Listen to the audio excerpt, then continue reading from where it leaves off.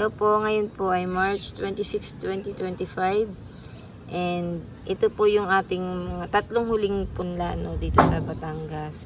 So, dati 5 ito, sinira kasi ng daga. Grabe yung mga daga dito naninira ng mga halaman, pati yung mga tanim ng mother ko. Puro sira. Plantita pa naman si mother. Sinisira ng daga.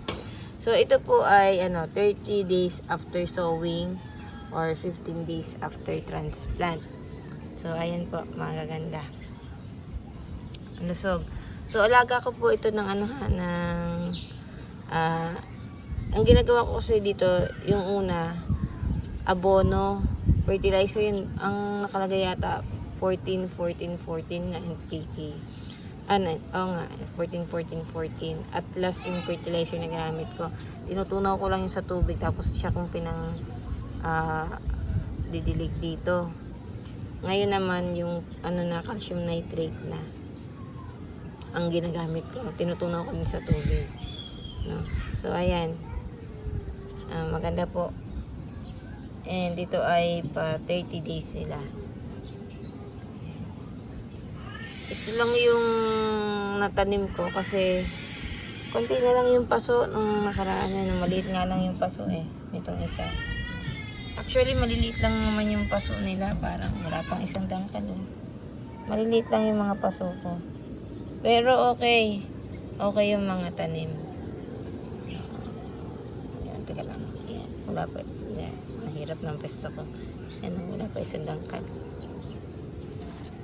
Ayan. Itong mga tanim natin nasa bubong po ito ha.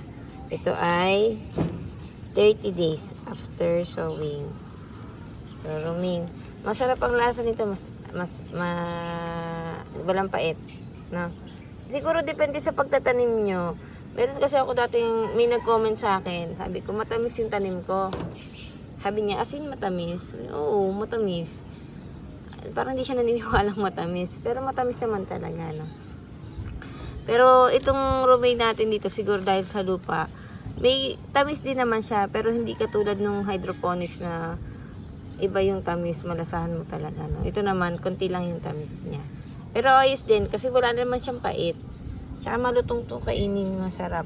Romaine. Ganito yung ginawa kong kimchi lettuce dati. So makikita nyo po dun sa post ko, i-search nyo na lang po yung paano po paggawa ng kimchi lettuce. So may in-upload ako doon dati.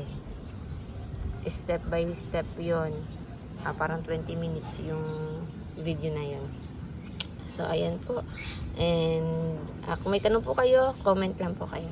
Thank you po and God bless.